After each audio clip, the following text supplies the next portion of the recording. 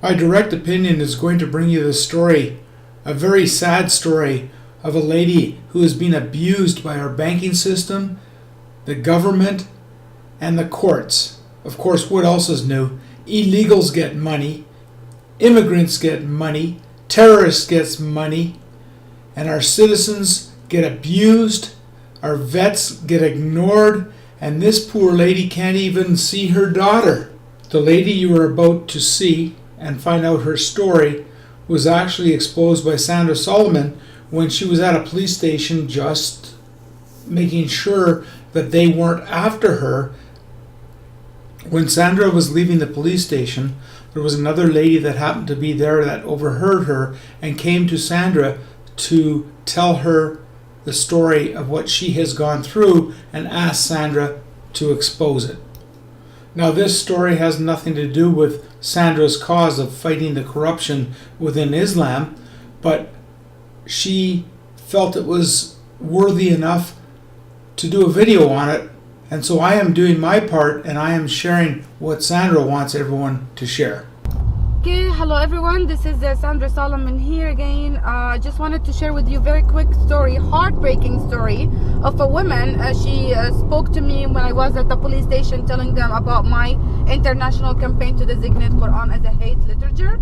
And I really want you, please, I'm begging you to share her story, share the video, and let as many as we can people to see how the government failed her, the financial institute, and the healthcare. And this story is not just her story.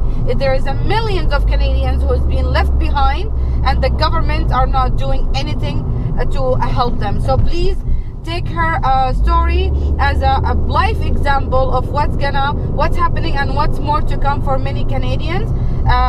With all the best to her. Please keep her in your prayer. God bless you. We put Canada first and Canadian first. Well, tell me, how did you feel that government made things worse for you?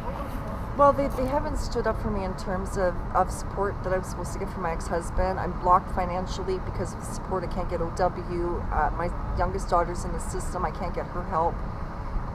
Because of the situation with RBC, I can't do any banking. I can't go there. And it wouldn't matter if I had money in my pocket or not because it's not worth anything now. So yeah, the government institutions have let me down. This is a bank that I had mortgages and line of credits through that have just absolutely dropped me on my head, and their employee will have no accountability. How did they fail you when it comes to your medicine? You said you cannot use the Western medicine and all that. They failed me in the sense that there's no options. There's no options for natural health incentives. Like, I walk around anaphylactic, realizing now that I was allergic to pretty much everything I was putting in my mouth before. But because I hadn't eaten, I was just discovering that. And at the end of the day,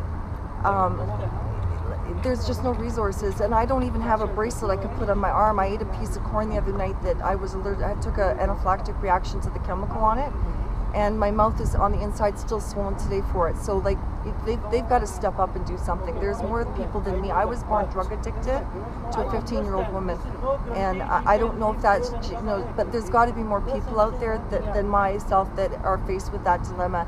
And in Burlington, there's no resources, and it's shunned. If you don't take treatment with Western medication, I mean, you're hated. How can people help you? What's exact help that you're seeking for now? And what's your message to people, to Canadians? My message to Canadians right now is, you got to open your eyes and take a look. You have to be aware of these financial institutions and what they're actually capable of. I mean, when you think about it, our dollar is worth nothing because we're in a deficit so deep we won't get out of. We're definitely we're in the same boat with the government are betraying us and not looking for Canadians and their need and their what's going on in their life.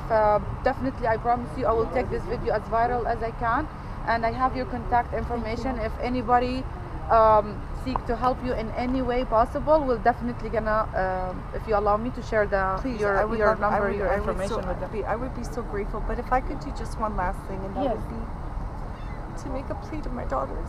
Yes. I love the three of you more than I love my mother. I have never abandoned you. You were lied to. And I am still standing here waiting. And I know that you know the truth now, Jessica. And I know you're scared. Becky, I know you're scared too. But you know what? Darkness can't prevail in the light. It never can, not any day of the week, and truth is always exposed. I cannot lie about something that is public record. I can't change documents, I can't change phone calls, I can't, none of that. But I am standing here and I am waiting for you. I have waited 6 years and I will wait another 6. I love you. I love the three of you so much. This has been my direct opinion, where democracy is always free speech. If you would like to get more reports, simply subscribe to the channel. We'll see you again.